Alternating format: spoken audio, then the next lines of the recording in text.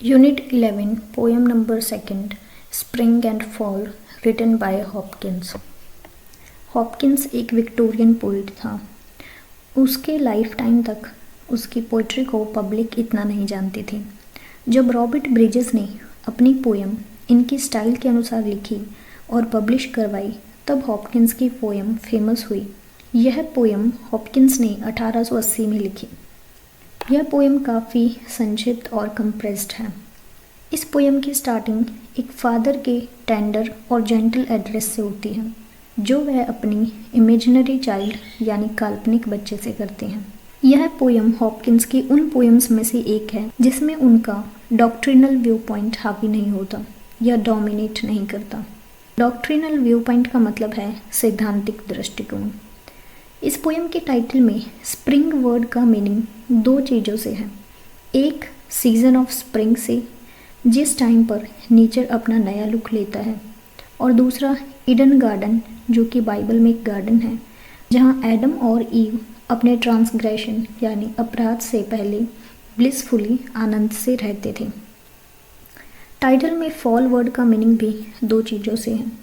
एक autumn season से, जब लीव्स गिरती हैं, और दूसरा एडम के फॉल से यानी एडम के पतन से। एडम का फॉल एक पनिशमेंट से हुआ जो उसे भगवान ने दी थी अपने ट्रांसग्रेशन यानी उसके अपराध के लिए। पोएम के ओपनिंग स्टेटमेंट में चाइल्ड मार्गरेट एक इमेजिनरी चाइल्ड है या काल्पनिक बच्चा है, और गोल्डन ग्रोव कोई एक्चुअल प्लेस नहीं है। हालांकि बीजांटियम का रेफरेंस दिया जा सकता है जहां पर गोल्डन ट्रीज ग्रो करते थे। पोइट ऑटम सीजन की पिक्चर से शुरू करते हैं जब लीव्स ट्रीज से गिरती हैं। पोइट मार्गरेट से पूछते हैं कि वो सोरो यानी दुख से इसीलिए भरी है क्योंकि गोल्डन ग्रूव से लीव्स गिर रही हैं। गोल्डन ग्रूव एक प्लेस है जहाँ पे ट्रीज के ऊपर से लीव्स गिर रही हैं। उसके रोने या पिपिंग का कारण पूछते हैं। पोइट उससे पूछता है कि क्या वह इसीलिए अपसेट है कि ग्रूव में लीव्स फॉल कर रही हैं, या वह ह्यूमन वर्ल्ड में इसी तरह की डेथ या मृत्यु के लिए रो रही है।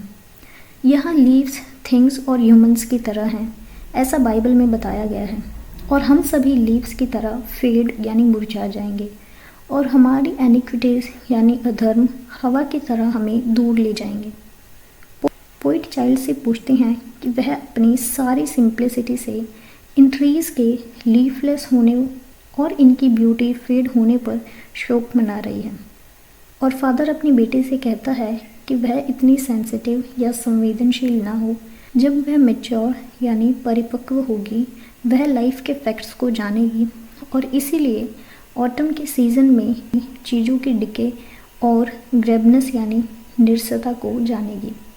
आगे पोइट एडम के ओरिजिनल सिन का मतलब है पाप, के कर्स के कारण सभी चीज़ों की सैडनेस पर जोर देते हैं। एडम का पाप यह था कि उसने गॉड को डिसोबे करके अच्छे और बुरे की नॉलेज वाले एक फ्रूट को खाया था, जिसके बाद गॉड ने उसे पनिशमेंट दी थी। यह पोएम नेचर के साथ साथ ह्यूमंस की सैड मोरालिटी यानी दुखद मृत्यु का आइडिया एक्सप्रेस करती है।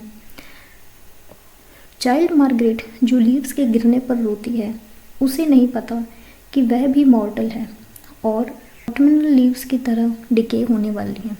पोएम की कंक्लूडिंग लाइंस में पोइट उस लिटिल गर्ल मार्गरेट के बारे में बताते हैं जिसके पास ना तो सूटेबल वर्ड्स हैं और ना ही रियल अंडरस्टैंडिंग है अपने दुख को बताने की। उसका हाफ हार्ट मतलब आधा दिल जानता है, और आधे दिल ने उसकी ग्रीफ यानी दुख के रीज़न का अनुमान लगाया है, लेकिन उसके पास कोई डेफिनेट वर्ड्स नहीं है जिससे वह अपने माइंड में आने वाले थॉट्स को एक्सप्रेस कर सके। फिर भी उसके हार्ट ने, उसके दिल ने ट्रुथ को फील कर लिया है। लेकिन यह याद रखना चाहिए कि पोएम मार्गरेट को चेतावनी के साथ एंड नहीं होती, यह सिंपैथी के वर्ड्स पर एंड होती है। इस पोएम में हॉपकिंस ने बड़ी सॉफ्टनेस के साथ डिके और मोर्टैलिटी यानी मृत्यु के फैक्ट्स पर मार्मिक रिग्रेट एक्सप्रेस किया है। इसी से इस पोएम का एंड होता है। नेक्स्ट वाली वीडियोस अपलोड होंगी इस सभी यूनिट के क्वेश्चन आंसर्स की, जो आपके एग्ज़ाम पॉइंट ऑफ व्यू से काफ़ी इंपॉर्टेंट है।